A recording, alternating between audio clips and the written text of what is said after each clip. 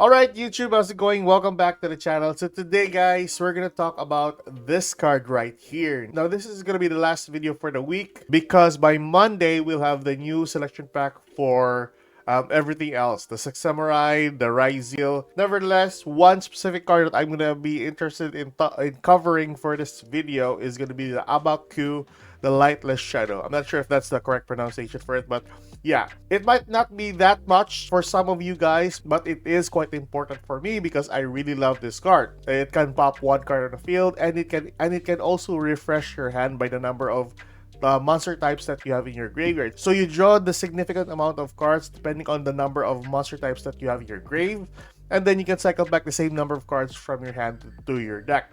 So it's just basically just refreshing your hand at this point.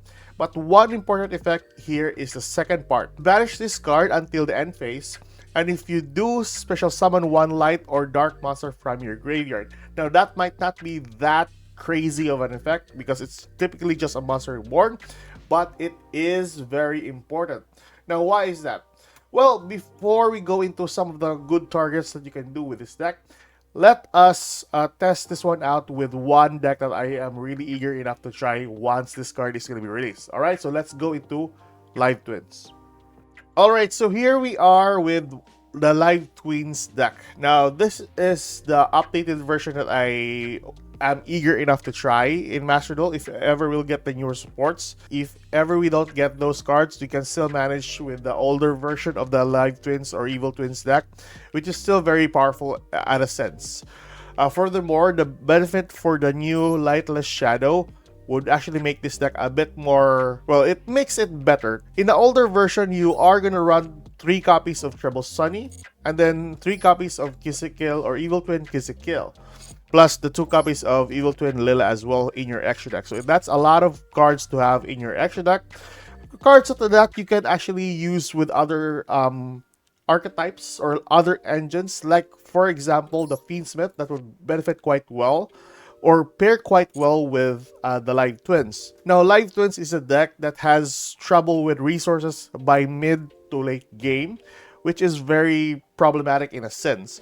They have no card that can actually special summon their monsters back to the field unless they have the Treble Sunny on the field. Furthermore, the third copy might be your last hope of winning the game, if ever. With the help of a Lightless Shadow, you are now able to just run 1 copy of Treble Sunny plus 2 copies of Kill and 2 copies of Lila. The remaining extra deck monsters, you can just work your way with another good engine, like the Fiendsmith, of course. And also, since this is also a Fiend deck, you can run with Unchained as one of your sub engine as well. So Live Twins and the Lightless Shadow, what can this actually do?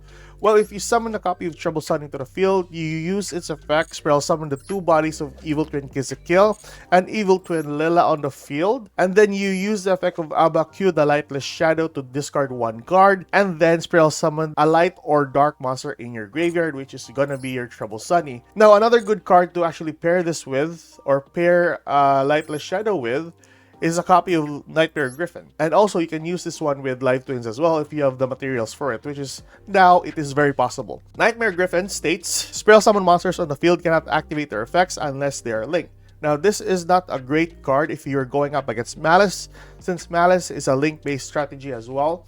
But for decks with synchros or fusions, are gonna struggle quite a bit, or even with Exis, which is Ryzeal by Monday, is gonna struggle a bit if you're having Griffin on the field. Plus, this is a light monster. You just summon this to the field with the help of Lightless Shadow, and that's basically a floodgate on the board.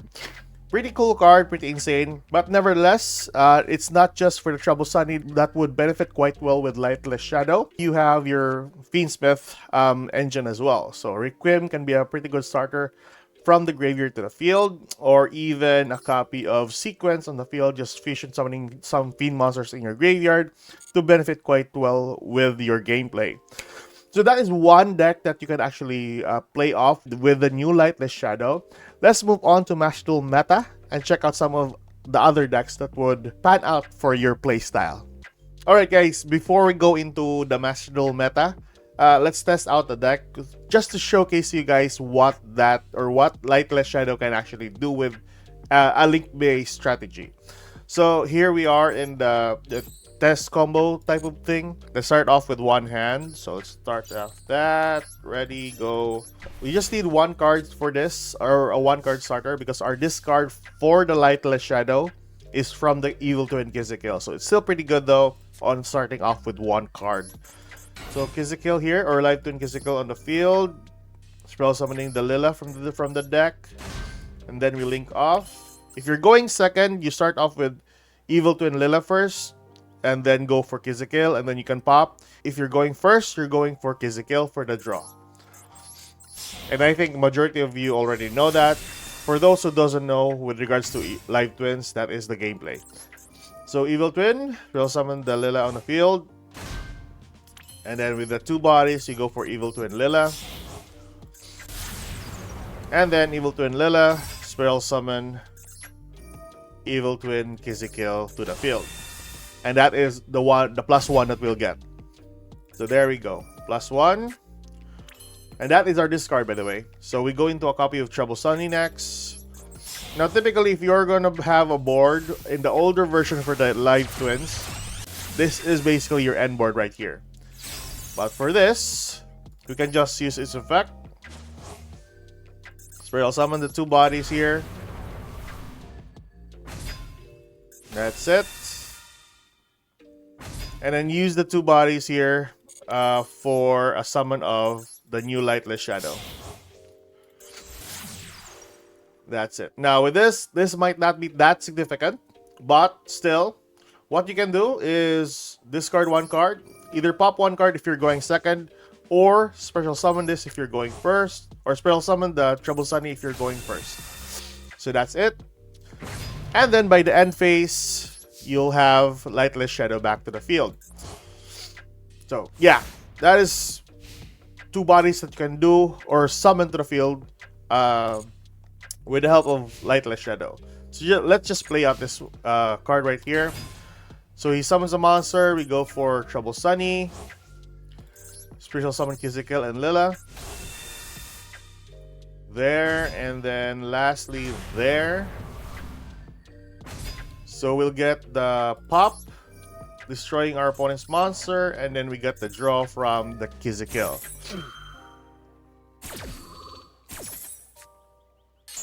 Alright. Then use the effect of Lightless Shadow, discard one card to pop another card, or banish this, spell summon a copy of Trouble Sunny to the field. So like I said, you just cycle back the cards that you have in your graveyard as long as it is a light or dark. So during our turn, we got that. Cool.